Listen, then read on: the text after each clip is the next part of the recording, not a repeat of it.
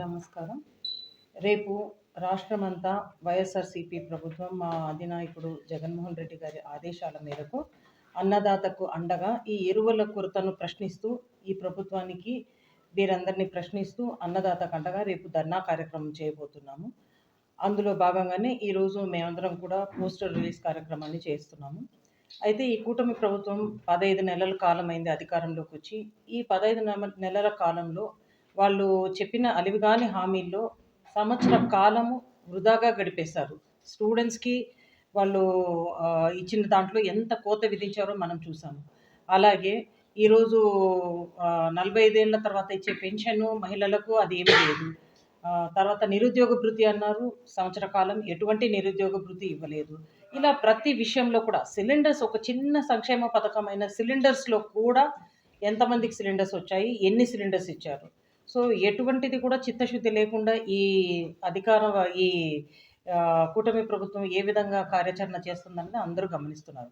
వీళ్ళు ఈ 15 నెలల కాలంలో వాళ్ళు సాధించిన పురోగతి ఏంటంటే రాష్ట్రానికి 2,00,000 కోట్ల అప్పు తీసుకురావడమే వాళ్ళు తీసుకొచ్చింది.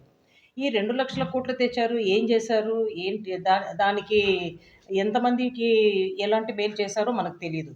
ఈ రోజున గతంలో జగన్మోహన్ రెడ్డి సారు ఆయన ప్రభుత్వంలో విద్యకు, వైద్యానికి ఎంత పెద్ద పీట వేశారో మనందరం చూసాం. ఈరోజు చూస్తే కన్నా ఎక్కడ చూసినా కూడా అసలు ఈ మెడికల్ కాలేజెస్ ఇష్యూనే తీసుకోండి. మనము 14 అండ్ 19 2014, 19లో టీడీపీ గవర్నమెంట్ ఆ రోజు అధికారంలో ఉండింది. అప్పుడు సెంటర్‌లో కూడా వాళ్ళు బీజేపీ అలయన్స్‌లో ఉన్నారు. రా స్టే స్టే మొత్తం కంట్రీ వైడ్ 82 మెడికల్ కాలేజెస్‌కి ఆ రోజు ఆ గవర్నమెంట్ సెంట్రల్ గవర్నమెంట్ ప్రోత్సాహకాలిస్తే, మన స్టేట్ గవర్నమెంట్‌లో ఇదే చంద్రబాబు నాయుడు గారు ఒక్క మెడికల్ కాలేజ్ కూడా తెచ్చుకోలేకపోయారు. అది దట్ షోస్ వాళ్ళ పేద ప్రజల పట్ల వాళ్ళకున్న ఆ కమిట్మెంట్ ఏంటి అన్నది అర్థమవుతుంది. ఎంతసేపు ప్రైవేట్ విద్యను, ప్రైవేట్ హాస్పిటల్స్‌ని ఎంకరేజ్ చేయటమే సరిపోతా ఉంది. ఒక గవర్నమెంట్ మెడికల్ కాలేజ్ వస్తే ఎంతమంది ఆ ఏరియాలో ఉండే వాళ్ళకు టెర్షరీ మెడికల్ కేర్ అందడము, అదేవిధంగా కొంతమంది పేద విద్యార్థులు ఎవరైతే ఉన్నత చదువులు అభ్యసించాలనుకుంటారో వాళ్ళందరికీ కూడా గవర్నమెంట్ తరపున ఒక మెడికల్ కాలేజ్‌లో సీట్ రావటం అన్నది వాళ్ళ జీవితాల్లో ఎలాంటి మార్పొస్తది? వాళ్ళ ద్వారా ఎంతమంది జీవితాల్లో మార్పొస్తది? అలాంటి ప్రోత్సాహకాలు ఇవ్వాల్సిన బాధ్యత గవర్నమెంట్‌ది. కంట్రీ వైడ్ 82 మెడికల్ కాలేజెస్ తెచ్చుకుంటే, వాళ్ళు అలయన్స్‌లో ఉండి కూడా ఒక్క మెడికల్ కాలేజ్ తెచ్చుకోలేదు వాళ్ళు.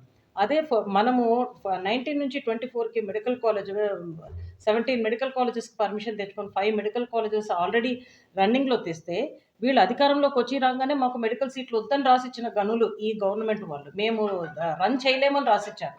ఎవరన్నా 50 మెడికల్ సీట్స్ ఇస్తే దాన్ని వద్దని చెప్పే ప్రభుత్వం ఉంటదా? ఇప్పుడు మనం ఈరోజు అన్నదాతను తీసుకుందాం. 24 ఎలక్షన్స్ జూన్ అయినప్పటి నుంచి ఇప్పటికి ఎన్ని సీజన్స్ గడిచిపోయినాయి? రబీ అండ్ ఖరీఫ్.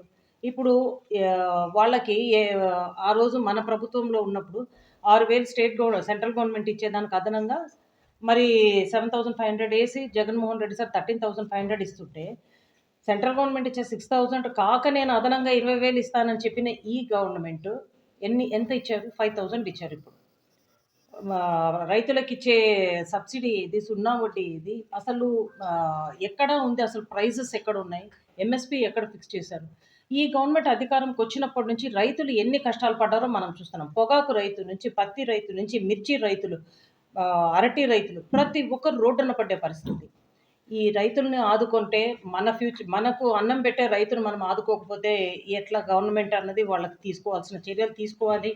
అది కాకుండా ఇప్పుడు యూరియా చూస్తే ఎక్కడ చూసినా లైన్‌లలో నిలబడున్నారు రైతులు యూరియా కోసం. ఇక్కడ మన కాన్స్టిట్యుయెన్సీలో అంత వరి అన్నది సాగు అంత ఎక్కువ లేకపోవడం వల్ల మనకంత తెలియట్లేదు. కానీ స్టేట్ వైడ్ యూరియా కొరత ఎలా ఉంది? సో, డెఫినెట్‌గా ఈ గవర్నమెంట్ ప్రతి సెక్టార్ వాళ్ళని మోసం చేస్తా ఉన్నారు. ప్రతి ఒక్కరిని. దయచేసి ఈ గవర్నమెంట్ ఎలాంటి పరిపాలన ఉందో అందరూ గమనించాలి. ఈరోజు ప్రతిసారి వీళ్ళందరూ కూడా మాట్లాడడం అసెంబ్లీకెళ్ళి మాట్లాడడం లేదని. అసెంబ్లీకెళ్ళినా బయటున్నా కూడా జగన్మోహన్ రెడ్డి సార్ గాని, వైసీపీ ప్రభుత్వం కానీ ఈ ప్రతిపక్ష పాత్రను సమర్థవంతంగా పోషిస్తున్నాము. దీనికి నిదర్శనం ప్రతి చోట కూడా పొగాకు రైతుకు గాని, మిర్చి రైతుకు గాని సమస్య ఉన్నప్పుడు జగన్మోహన్ రెడ్డి సార్ వెంటనే వెళ్లి అటెండ్ అవ్వటం, దానికి వీళ్ళు కార్యాచరణలు తీసుకోవడం. అసెంబ్లీలో ఉన్నా, బయటున్నా ప్రజల పక్షాన పోరాడుతున్నదే వైసీపీ పార్టీ. సో, మేమందరం కూడా ఈ పార్టీ తరపున ఈ గవర్నమెంట్‌ని, రైతుల్ని ఆదుకోవాలి. వాళ్లకు మినిమమ్ ఎంఎస్‌పీ రేట్స్ ఫిక్స్ చేయాలి. రైతుల పక్షాన ఉండాలి. ఖచ్చితంగా ఈ యూరియా కొరతనైతే కన్నా స్టేట్ వైడ్ ఉండేది, వెంటనే దీని విషయంగా వీళ్ళు సాల్వ్ చేయాలని కూడా మేమందరం కూడా ప్రెషర్ తీసుకురావడానికి రేపు పొద్దున ధర్నా కార్యక్రమాన్ని నిర్వహించి ఆర్డీఓ గారికి వినతి పత్రం చేయబోతున్నాం. ధన్యవాదాలు.